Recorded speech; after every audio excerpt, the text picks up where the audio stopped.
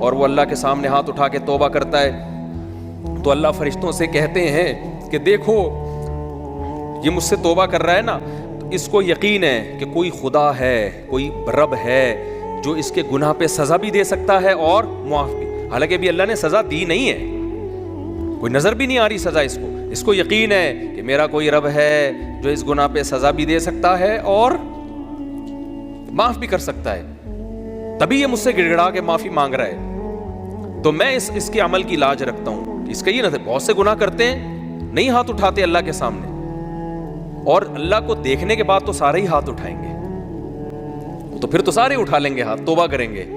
اللہ کہہ رہے دیکھا نہیں ہے اس نے، میری آیات پر ایمان لایا ہے، میری نشانیاں دیکھ کر، میرے پیغمبروں کی دعوت پر لبیک کہا ہے، تو اس عمل کی لاج رکھ کے میں اس کی توبہ کو قبول کروں گا. حدیث میں آتا ہے پھر وہ دوبارہ گناہ کرتا ہے، پھر دوبارہ اللہ کے سامنے آ کے معافی مانگتا ہے.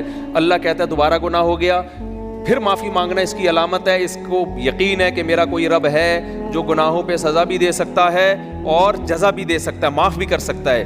تو پھر یہ معافی مانگ رہا ہے. نبی صلی اللہ علیہ وسلم کی حدیث کا مفہوم ہے 70 دفعہ بھی کوئی گناہ کر کے 70 دفعہ توبہ کرے گا تو اللہ اس کے اس جذبے کی لاج رکھ کر اس کے گناہ کو معاف کرے گا. اس کا مطلب یہ نہیں کہ آپ 70 دفعہ گناہ کریں، مقصد ایک سمجھانا ہے کہ توبہ میں تاخیر نہ کریں. تو اللہ معاف کیوں کر رہا ہے؟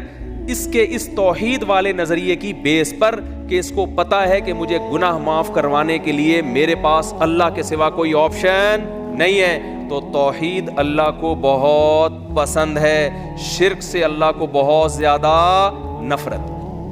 تو یہ 4 شرطیں بھائی جس میں پائی جائیں گی، پھر وہ آپ عمل کرو گے تو عمل کیا کہہ رہے گا؟ از کالڈ اچھا.